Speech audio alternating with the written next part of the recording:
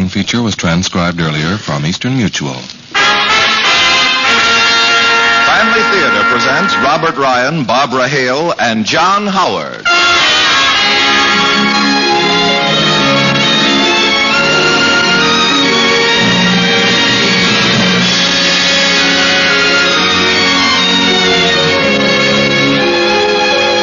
From Hollywood, the Mutual Network, in cooperation with Family Theater, presents Barbara Hale and John Howard in Masquarade. To introduce the drama, here is your host, Robert Ryan.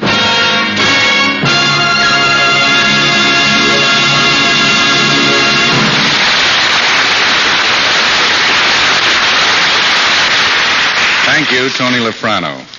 Family Theater's only purpose is to bring to everyone's attention a practice that must become an important part of our lives if we are to win peace for ourselves, peace for our families, and peace for the world. Family Theater urges you to pray. Pray together as a family. And now to our drama, starring Barbara Hale as Janie and John Howard as Dean in Masquarade.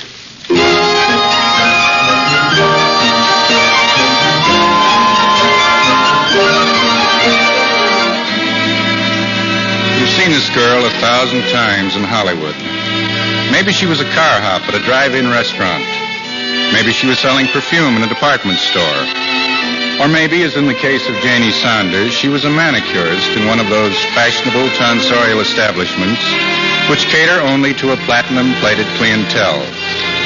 Wherever she works, whatever her background, this girl is always smiling. A pathetically eager sort of smile.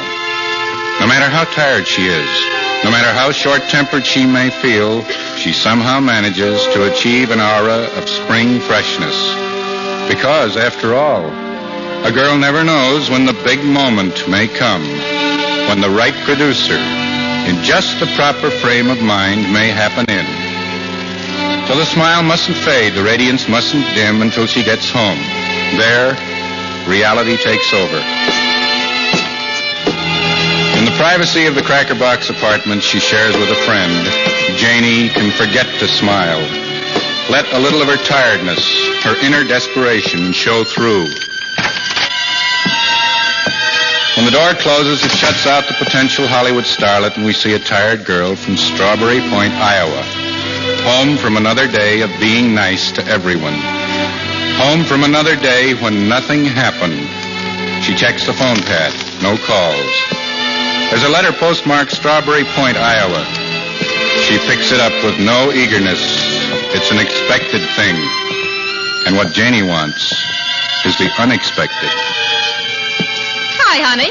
Anything new? Hi, Marion. No, nothing new.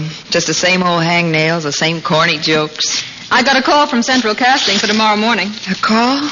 Any lines? No, dress extra. That means I've got to get my blue formal out of the cleaners. Can you lend me a couple of dollars till I get paid? Oh, sure, Marion. What's the picture? Perchance to Dream. Very sophisticated comedy. Now, I've got to be sophisticated before breakfast. What a business. You'll be working with Dean Phillips. He won't be aware of it, honey.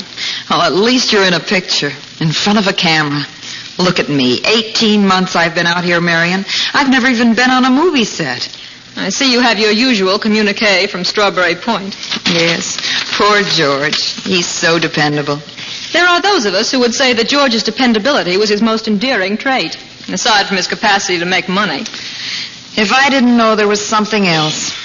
Oh, but Marion, George doesn't know I'm not doing well out here. I know. I've seen some of those letters you've written him. He's supposed to think you're set to be Miss Hollywood of 1955, the most promising starlet since DeMille found Swanson. He was so sure I couldn't do it. And so far, George has been so right. Right. George has made a career out of being right. You know, he was born saying, "I told you so." That being the case, why lead him on? Why encourage this steady stream of soggy letters? Oh, I don't know. Everyone in Strawberry Point always thought that someday George and I would... Oh, you know, I mean, we were childhood sweethearts, and you sort of get in the habit of thinking that habit didn't keep you from coming out here, in spite of dear George's expressed disapproval. Everyone but George was so sure I'd be a hit. Oh, listen, honey, if my relatives were producers, I'd be a bigger star than Grable. And then when I got out here, Oh, it was so different. The difference between things as they are and things as you wish they were. I know. We're terrible fools, aren't we, Marion? To you, I'll confess it. What can I do? I've got no George waiting for me in Strawberry Point or anywhere else. If it didn't mean admitting I'd been wrong. Oh, if this guy really loves you, Jane, he's not going to rub it in. He'll be so glad to have you back, he'll forget you ever came to Hollywood. He'd try, but it wouldn't be easy for George. Even though he might still love me in his way, he'd still have to make his point. The big question, it seems to me, is, do you still love George? Or did you ever? I don't know. It's not the storybook kind of thing, but, well, since I've been out here, I've sort of stopped believing in storybook worlds. Well, if you had a glimmer of hope, maybe it'd be different. But honestly, Jenny, there's no reason to think the next 18 months are going to be any better than the last. They'll be worse. I can't go on working at Henri's forever. What's new in Strawberry Point? Nothing new. Every letter from George is so much the same I feel as if I know it by heart. The weather looks like an early spring. His family, latest social notes. Oh, no. Marion, he's coming out here. George, the sage of Strawberry Point, coming to Hollywood. He's been planning a buying trip into Oregon and Washington. But he's coming here first. Marion, he's leaving Strawberry Point on the 5th and should be here early the morning of the 7th. Darling, this is the 5th. He can't. He mustn't. Oh, Marion, it isn't fair. Oh, look, Janie, it seems to me this is your answer. He's obviously coming here to beg you to come back. And if you're smart, you'll say yes. But he'll see that I've lied to him. He mustn't ever know, Marion. Now, look, when he comes out here, you'll just have to tell him. Well, tell him you don't know where I've gone, but I've disappeared. Now, be sensible. I can't face him after all the lies. If you won't help me, I will disappear. Now, put that silly notion out of your head. Now, all you want to do is prove to Mr. Holly that you've had some success here in the Magic City, right? Yes, but I can't go on pretending. Not when he sees... Wait a minute. Auntie Marion is thinking. And for that novel process, she demands absolute quiet. How long will George be in town? Did he say? We'll be in town 2 or 3 days. Well, that makes it simpler. We won't have to keep up the masquerade very long. Masquerade? Marion, listen. For 3 days, why shouldn't you live the kind of life in Hollywood that you told George about in those letters? Oh, but how could I? I'm nobody. I've got no money, no clothes. Look, a friend of mine who writes for all the big studios is out of town for a week. She's got a beautiful apartment in Brentwood. Now, Marion, she wouldn't want... I've got the key. As for clothes, I'm not a dress extra for nothing. We'll borrow some money and get a few of my nicer things out of the cleaners. Oh, it's wonderful of you to want to help, but really, I don't think we could... This is an investment.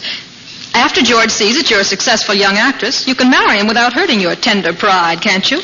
I suppose so, but... Then I'll have a well-to-do connection in Strawberry Point, in case things ever really get rough out here. Wouldn't George be suspicious? What's a cinch? It's what he's expecting. And after all, you're supposed to be an actress, aren't you? Yes. At least I thought I was. Then let's get busy. We haven't got much time. We want the stage set just right, honey, for the one and only role you'll ever play in Hollywood.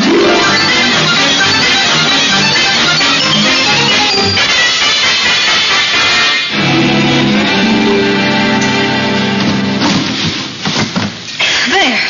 Now, I don't think there's another thing in this apartment to connect it with Ethel instead of you. Oh, Marion, it's the way I've always dreamed it would be. Oh, if only it didn't have to end when George goes. Wouldn't that be nice? Could just go on. Listen, Cinderella. The coach is a pumpkin again as soon as George heads north for the tall timber. You know, there's just one thing we need to make this setup really convincing. Something else? I think it's perfect. We need a man. A man? A man who's mad for you. Who is so obviously mad for you that George won't risk leaving town until he's heard you promise to be the queen of Strawberry Point. But I don't know anyone like that. It can't be just anyone. The more important he is, the more George will worry. If there was a star... Now, Marion, wait a minute. Who are your regular customers at Henri's? Tomorrow, I mean. Regular customers? Tomorrow? Now, Marion, what do you... Just tell me who they are. Well, there's Wesley Jenkins. Too old and too fat. Who else? Keith Reynolds. The writer, you know. He's nice looking. Oh, George wouldn't have heard of him. Besides, he's married. Marion, I really don't... Who else?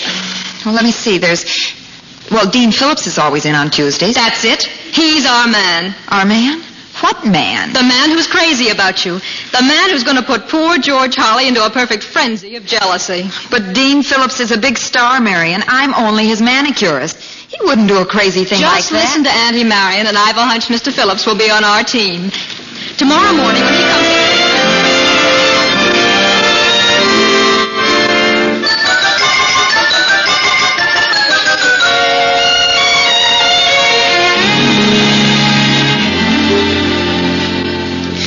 There he is. I can't do it. I can't. Marion just doesn't understand. Ready for me, Janie? Oh, golly. All ready, Mr. Phillips? When I think of the beautiful Christmas present I send Gaylord Howells, and then he writes a thing like this. Won't you sit down, Mr. Phillips? No, thanks. Janie, do you read Gaylord Howells' column? Oh, yes, Mr. Phillips. He knows so much about everyone. Well, he doesn't know anything about me. Did you see what he wrote this morning? Can I have your left hand, please? Thank you. No, I didn't see the paper this morning. Well, just listen to this. Furthermore, since Dean Phillips has been assigned the starring role in Perchance to Dream, he seems to have forgotten what it is to be a human being. I'm sorry, Mr. Phillips, but you'll have to hold your hand still. Yeah, I'm sorry. We have watched Mr. Phillips rise to stardom, and we would caution him that great stars never forget their responsibility to the little people who have granted them their stardom. Golly, doesn't he write well? Yes, he writes beautifully. What he writes doesn't happen to be the truth. I can't work if you're going to clench your fist, Mr. Phillips. I'm sorry. Janie, do you think it's the truth? What, Mr. Phillips? Well, that I'm a stuck-up, temperamental snob who's got no time for ordinary people. Well, I don't know, Mr. Phillips. You've always been very nice to me. A man like Gaylord Howells is hard up for a column, so he does a thing like this. There ought to be a law. Do you feel a responsibility to, well, ordinary people like me? Of course I do. It hasn't been very long ago I was starving to death in this crazy town. Do you think I could forget that so soon? Some do. Well, I'm not one of them. If I came to you, Mr. Phillips, and asked you a favor, you'd hear me out? Sure, Janie. What's on your mind? A couple of preview tickets? Pass for the lot? Not exactly. As a matter of fact, Mr. Phillips, I'm in a terrible spot, and, well, you're the only person in Hollywood who can help me out. Well, what's the matter? Well, Mr. Phillips, would you pretend you're in love with me? I'm glad you thought you could come... Will I what? Well, I know it's a peculiar request, Mr. Phillips. Peculiar? It's paranoiac. You want me to pretend to be in love with you? Just for 3 days. Now, Janie, what's all this about? I lied, Mr. Phillips, to someone from my hometown. He thinks I'm a big success out here, and he's coming out to see me tomorrow. I can't bear for him to know the truth, so... Well, I thought if you'd help me out... It seems to me, Janie, that it'd be much more honest to face the music. Just let him know you've failed. You don't know George. Honestly, Mr. Phillips, as soon as George leaves town, I'll follow him back to Strawberry Point. I mean to marry him, to forget Hollywood. But I just can't bear the thought of his feeling sorry for me. Well, I suppose there is something in that. But isn't there somebody else you could find to help you out? There's no one. It wouldn't be much trouble for you, I promise, Mr. Phillips. And it would make all the difference in the world for me. Well, I don't know, Janie. There's something about this whole scheme that doesn't seem quite right. Of course, as Mr. Howells says, you are busy these days. Howells? What? Oh, you mean that column.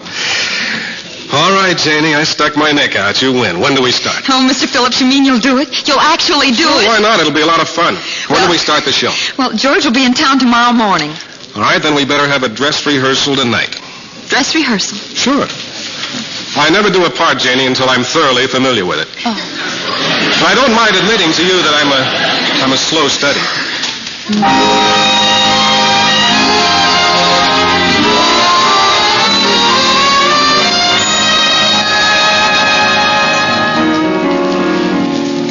And when I discovered I didn't know anything about acting, I was too proud to go home. So I went to work for Henri. Imagine a would-be starlet admitting she can't act. You're really amazing, Janie. Now that I've made up my mind, at least I can be honest. And your mind is made up. It's back to Strawberry Point. If George will have me. Well, he's a fool if he doesn't jump at the chance. Matter of fact, he was a fool ever to let you get away. How do you like this place, Janie? It's nice. I've never heard of it before. Well, I used to hang out here when I was trying to get a break. In fact, Eddie has kept me from starving more than once. It's not very glamorous, but That's why I like it. You know, I think I'll write Gaylord Howells a letter and tell him how wrong he was about you. Oh, don't write to him. Write to me. This place is perfect for the two of us, but for George, I imagine we'll have to hit the more exotic spots. He'll probably expect it. Funny. I've dreamed 1,000 dreams about having dinner with a big star. I knew every detail by heart. And you know, this isn't the way I imagined it at all. I'm sorry to be a disappointment. Oh, no. This is much nicer than I ever dreamed it could be. Well, George's train will be in early tomorrow. I suppose I'd better take you home. I suppose. We want to be looking our best for dear old George. Our very best.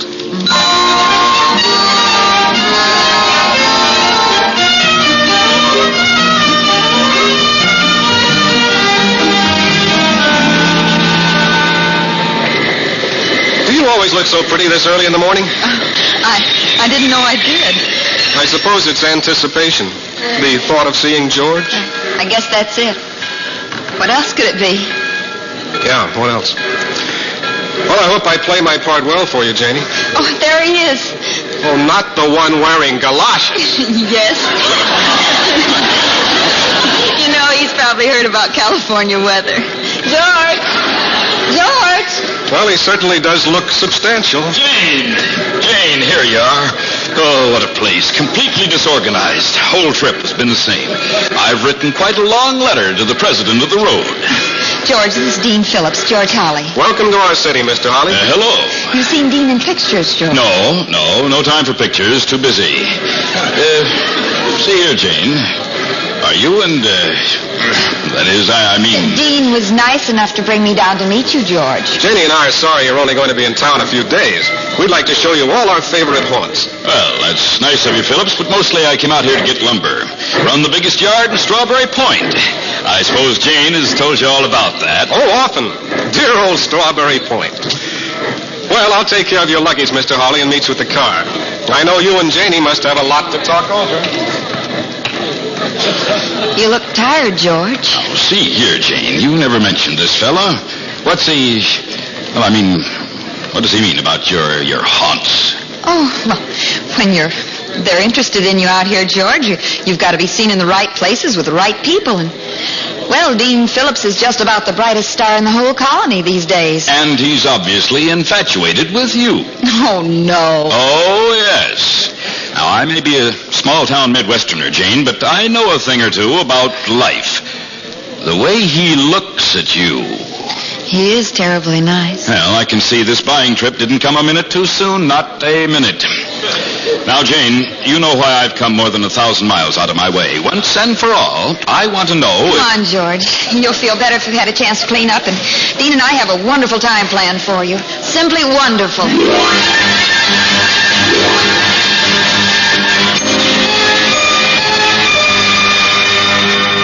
And over there is a part of the old city of London that they built for that Thackeray picture. Remember? They did? Well, it looks solid. Yeah. Oh, just a minute. I think that's your old friend Bob Fennell over there, Janie. He's a big director, George. Want you to meet him. Oh, wait here. I'll be right back. It's amazing.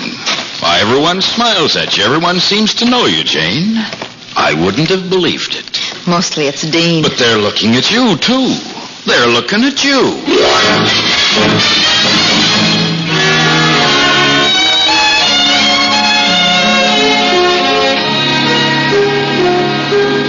Thanks a lot, boys, but no more pictures now. Miss Sanders is tired. Wow, that nearly blinded me. All those flash bulbs flashing. I'd think you'd be dizzy, Jane, just from watching them. I am, a little. Oh, you're tired. We'd better give you a chance to rest up a little bit. We've been hitting quite a pace. No one in Strawberry Point would have believed that our Jane was living like this. Dean, can we go to the car? I think I've had enough. Sure. Come on, George. And we'll pick up your galoshes on the way out.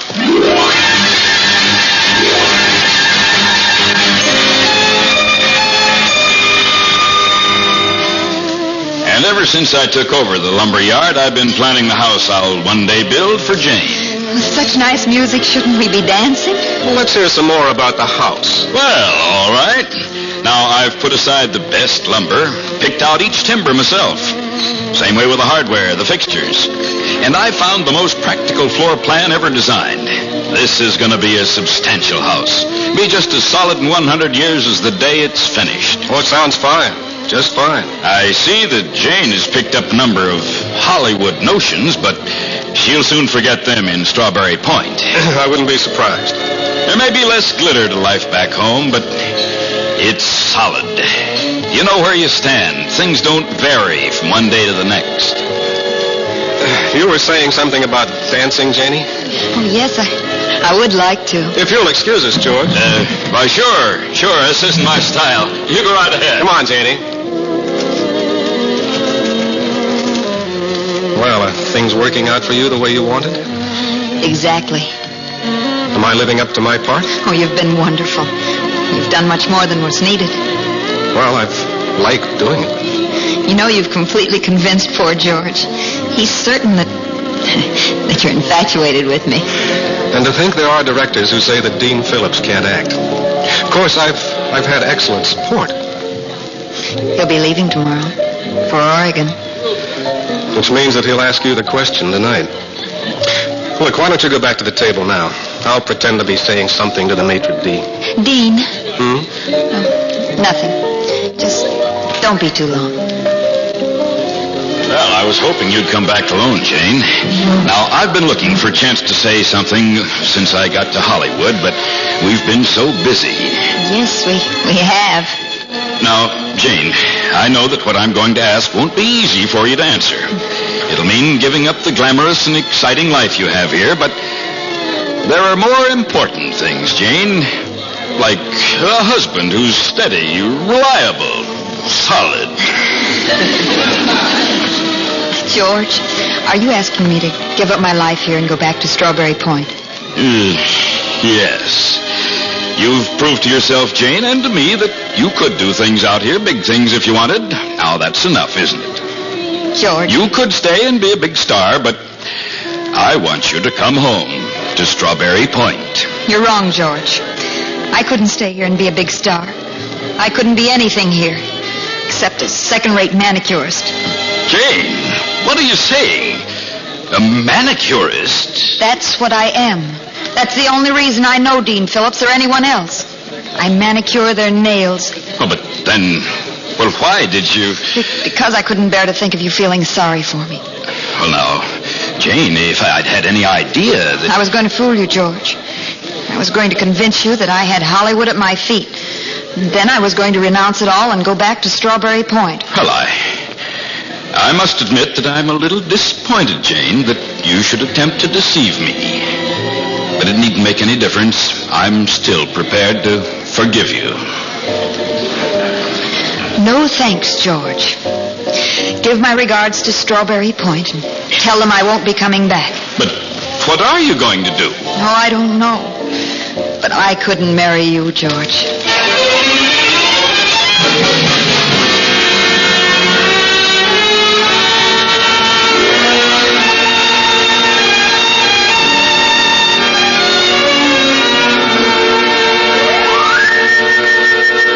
And so now you've got nothing. Absolutely nothing.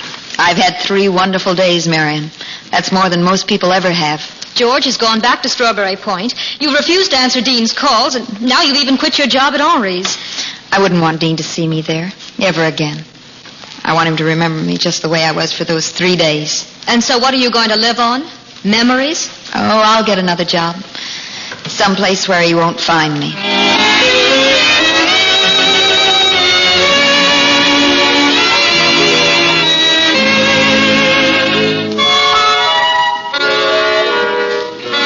Thank you very much, Mr. Kelsey. Come in again soon. Next? And no matter how nice you are to some people, they just seem to be naturally ungrateful. Dean. Well, aren't you going to ask me to sit down? How did you find me?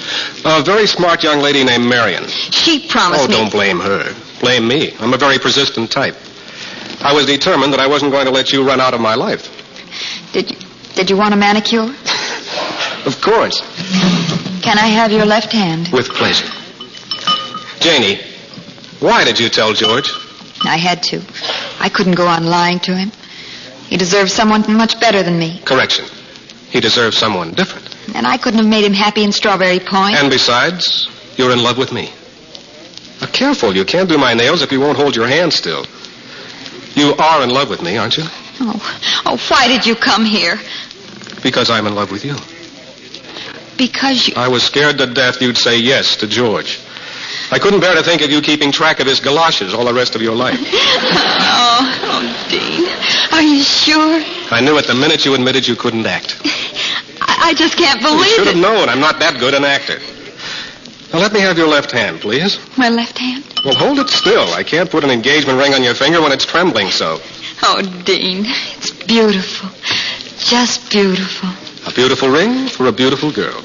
Or haven't you seen Gaylord Howell's column this morning? Howell's? No, I haven't seen it.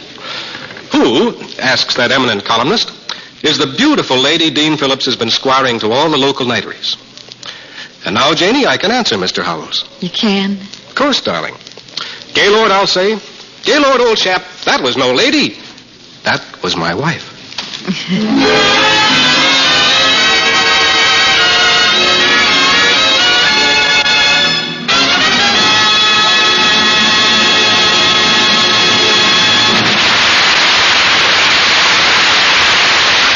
This is Robert Ryan again. Our popular language has developed a slang word to express the idea of masquerading. It is the word phony. Like many slang expressions, it carries with it an overplay of meaning that escapes the denotation of more standard diction. It is an everyday term by which we calculate what is real and true and valid from what is false, pretentious, and unreal. Real values versus phony values. Very often it is hard to tell real values from phony ones. And it occurs to me that maybe many of us tell ourselves stories about our successes and failures, even in our family life. We feel we are expressing the greatest love for our families when we work hard to give them as many material comforts as possible. We may measure our success by the cars we drive, the schools we send our children to, and the surroundings we provide. That we should be glad to do. As long as we do not leave out love. If we leave that out, the rest adds up to a great big phony value. It may be a fancy masquerade, but behind the masks there is emptiness.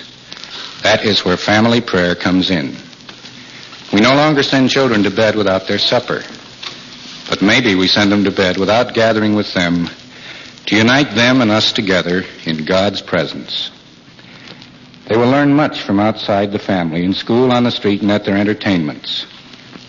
One thing among many that they must learn in the family, and that is, the family that prays together stays together. More things are wrought by prayer than this world dreams of.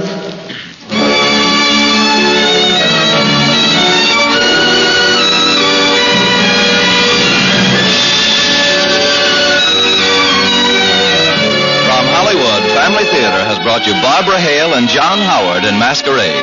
Robert Ryan was your host. Others in our cast were Marion Cleveland and Howard Culver.